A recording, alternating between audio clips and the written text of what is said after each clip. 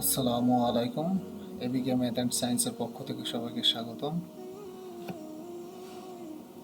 2024 সালের বার্ষিক মূল্যায়নের বিষয়ভিত্তিক নির্দেশনা, অষ্টম শ্রেণী গণিত।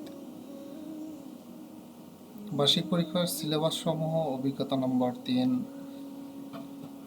ঘনবস্তু দ্বিপদী ও ত্রিপদী রাশিসূচি, অভিজ্ঞতা নম্বর 4 ক্ষুদ্র সঞ্চয় ভবিষ্যৎ গড়ি, অভিজ্ঞতা নম্বর 6 অবস্থান মানচিত্রে স্থানাঙ্ক জ্যামিতি, অভিজ্ঞতা নম্বর 7 বৃত্তের খুঁটিনাটি, অভিজ্ঞতা নম্বর 9 বাইনারি সংখ্যার পদ্ধতি, অভিজ্ঞতা নম্বর 10 তথ্য বুঝে সিদ্ধান্ত নেই। মূল্যায়নের কাঠামো হচ্ছে: শিক্ষণকালীন মূল্যায়ন হবে 30%, সামষ্টিক মূল্যায়ন হবে 70%। শিক্ষণকালীন মূল্যায়নের ভিতরে থাকবে হচ্ছে অ্যাসাইনমেন্ট, অনুসন্ধানমূলক কাজ, শ্রেণীর কাজ। অ্যাসাইনমেন্টে 10 মার্ক, অনুসন্ধানমূলক কাজে 10 মার্ক, শ্রেণীর কাজে 10 মার্ক। ভিডিও পজ করে দেখে নিবে কি ধরনের কাজ থাকতে পারে।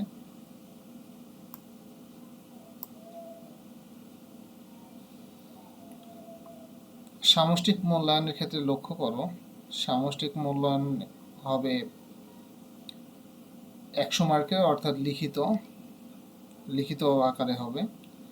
নৈর্ব্যক্তিক প্রশ্ন থাকবে 15টি, যেখান থেকে 15টি অ্যান্সার দিতে হবে। প্রতিটি প্রশ্নের মার্ক 1, তাহলে 15 মার্ক। আর এক কথায় উত্তর দিতে হবে, প্রশ্ন থাকবে 10টি উত্তর দিতে হবে। প্রতিটি প্রশ্নের মার্ক 1, 10 মার্ক। সংক্ষিপ্ত প্রশ্ন 13টি থাকবে, 13টি উত্তর দিতে হবে, যা প্রতিটি প্রশ্নের নম্বর হচ্ছে 2 করে, 13 দুগুণে 26 নম্বর। আর রচনামূলক থাকবে হচ্ছে 10টি, তার মধ্যে 7টি অ্যান্সার দিতে হবে, 7 7 49, টোটাল হচ্ছে 100 মার্ক।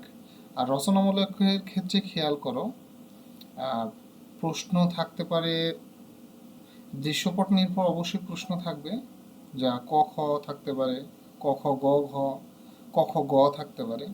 এখন 2টা প্রশ্ন থাকলেও 3 4 এরকম থাকতে পারে।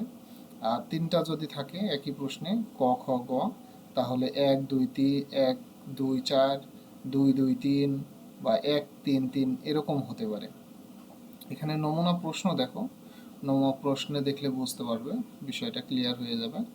এখানে খেয়াল করো যে প্রথমে আমরা দেখতে পাচ্ছি ক বিভাগে নৈর্ব্যক্তিক প্রশ্ন বহু নির্বাচনে থাকবে, 4টি অপশন থাকবে, 4টির মধ্যে যে কোনো একটি সঠিক উত্তর হবে, সঠিক উত্তরটি লিখতে হবে।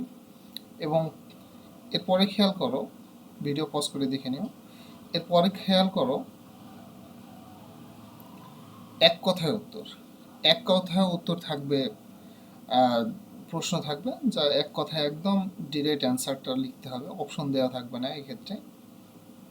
আর সংক্ষিপ্ত প্রশ্নের ক্ষেত্রে তোমাকে অঙ্কটা করে দেখাতে হবে সংক্ষিপ্ত আকারে, এবং উত্তরটা সঠিকভাবে লিখতে হবে, যা প্রতিটি প্রশ্নে 2 মার্ক করে থাকবে। 13টি প্রশ্ন থাকবে, 13 দুগুণে 26। এবার খেয়াল করো, দৃশ্যপট নির্ভর 10টি প্রশ্ন থাকবে, যার মধ্যে 7টি অ্যান্সার দিতে হবে। এখানে নমুনা প্রশ্ন দেখতে পাচ্ছ, কি ধরনের প্রশ্ন হতে পারে, নমুনা প্রশ্নগুলো খেয়াল করো। আর ডান পাশে দেখো, ডান পাশে প্রশ্নের নম্বরগুলো দেওয়া আছে, নম্বরগুলো দেখলেই তোমরা বুঝতে পারবে যে প্রশ্ন ধরন অনুযায়ী নম্বর এখানে বন্টন হবে।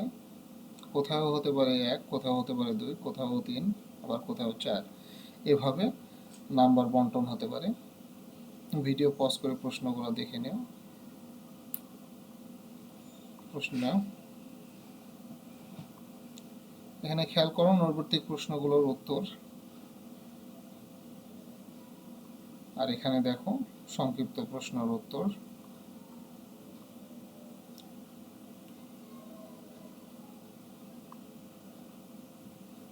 ভালো থেকো সবাই।